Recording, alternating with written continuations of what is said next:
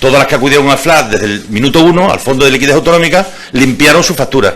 Nosotros tardamos 2 años en ir al FLAC y se nos acumularon las facturas más tiempo. Y eso es lo que pretendemos arreglar ahora con el presupuesto del 2016. Evidentemente, con el presupuesto del 2015 no lo podíamos resolver porque el presupuesto del 2015 era el responsable de que esto ocurriera. Puesto, como muy bien sabéis, se retiraron del presupuesto parte de los recursos de sanidad. Recuerdo que la farmacia en el mes de septiembre ya no había dinero para pagarla. Luego difícilmente íbamos a poder pagar las facturas si no había dinero para pagarlas en el presupuesto. Simplemente digo que la razón que doy para por qué algunos cumplen el pago a proveedores estando mucho peor que nosotros es porque acudieron al FLAC desde el primer día. Parecía que acudir al FLAC iba a significar que los hombres de negro te iban a controlar, y el no haber acudido al FLAC a tiempo es lo que ha hecho ahora que nos quieran controlar. Paradojas que tiene la vida, ¿no? Pero en cualquier caso, ahora de lo que se trata es, primero, de resolver el problema.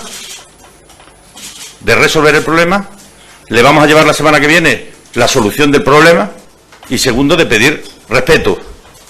No para mí, sino para Extremadura, para los extremeños y para las extremeñas.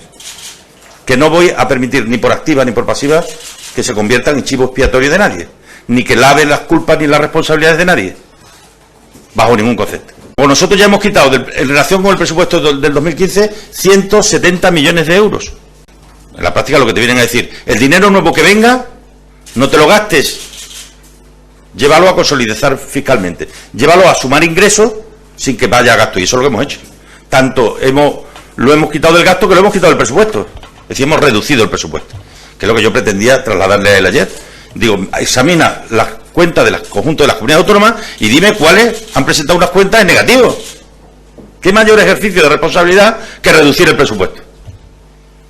Es decir, en el año 2014, cuando Extremadura empieza a incumplir las variables de la Ley de Estabilidad, septiembre de 2014, el Gobierno de España, el Ministerio de Hacienda, autorizó un crecimiento presupuestario del 7%.